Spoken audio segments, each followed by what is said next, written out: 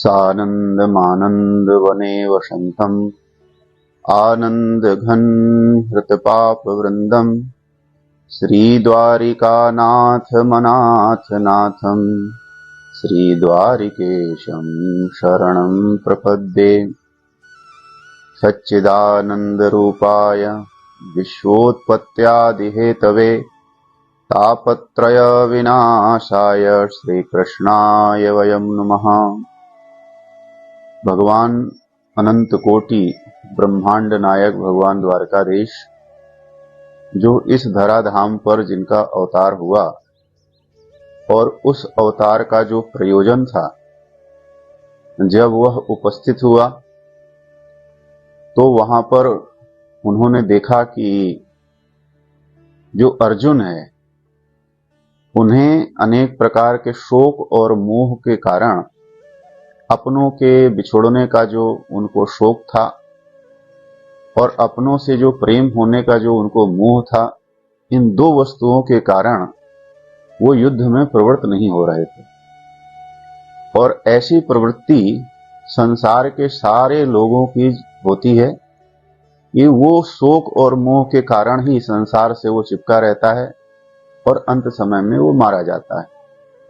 भगवान द्वारकाधीश भगवान श्री कृष्ण जब कुरुक्षेत्र में उपस्थित हुए तो उन्होंने अर्जुन को माध्यम बना करके, क्योंकि जिस समय भगवान कुरुक्षेत्र में युद्ध में उपस्थित थे उस समय भगवान की आयु 90 वर्ष की थी और भगवान जानते थे कि अब मैं इस धराधाम को छोड़ने ही वाला हूं।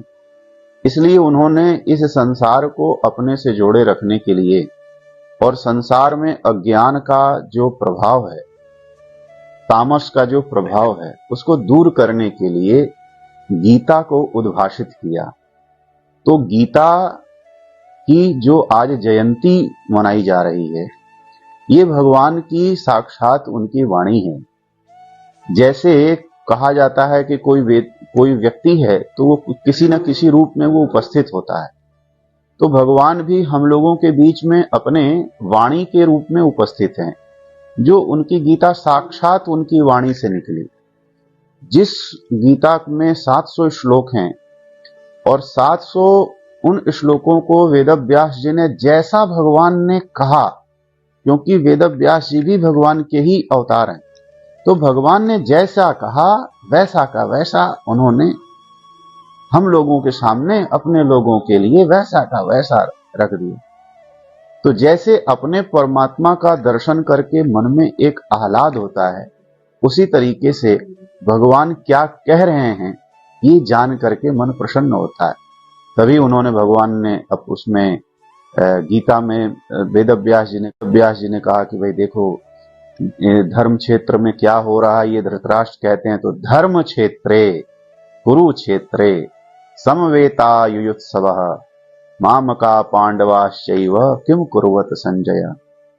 मुंह में फंसा हुआ धृतराष्ट्र, जो उनको भी मोह है कि मेरा बेटा और पांडवों के लड़के ने क्या किया, लेकिन इसमें क्या कहा जा रहा है, धर्म क्षेत्र, अर्थात यह संसार धर्म क्षेत्र है।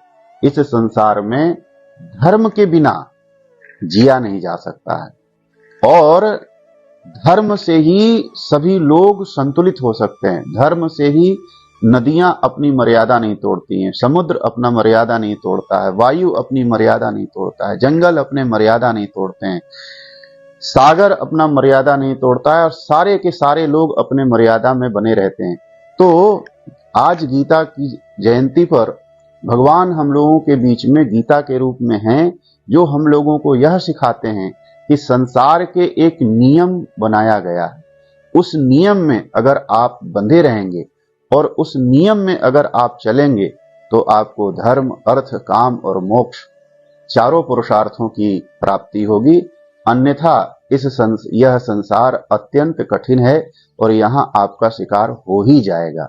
ये भगवान साक्षात गीता में कह रहे हैं।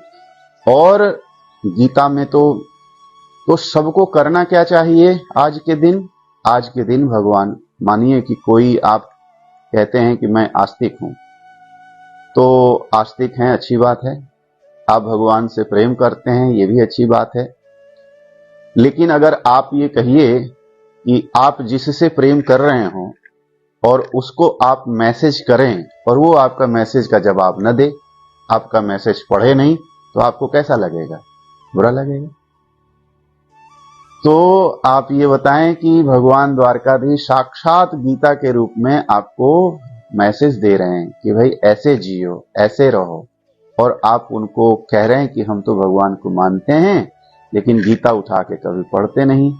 तो ये भगवान को बुरी लगने वाली बात हम लोग कर रहे हैं। तो हम लोगों को आज के दिन गीता का पाठ, और आज ही के दिन नहीं, कुछ समय ऐसा निकालना चाहिए, 2 मिनट का, आधे घंटे का, 15 मिनट का, जिससे हम भगवान के साथ बैठ सकें और ये देख सकें कि भगवान क्या कह रहे हैं इस संसार में जीने के लिए।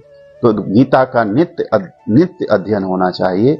लेकिन आज का दिन विशेष है, इसलिए भगवान को पूजा और गीता का पाठ, यही हमारे जीवन का उद्देश्य होना चाहिए। आप सभी लोगों को गीता जयंती के शुभ अवसर पर खूब सारी शुभकामनाएं। भगवान द्वारकाधीश, भगवान श्री कृष्ण आपके मन और आपकी बुद्धि को गीता के संदेशों को समझने में लगाएं, ऐसी भगवान के साथ प्रार्थना करते हुए आप सभी लोगों को खूब खूब बधाई।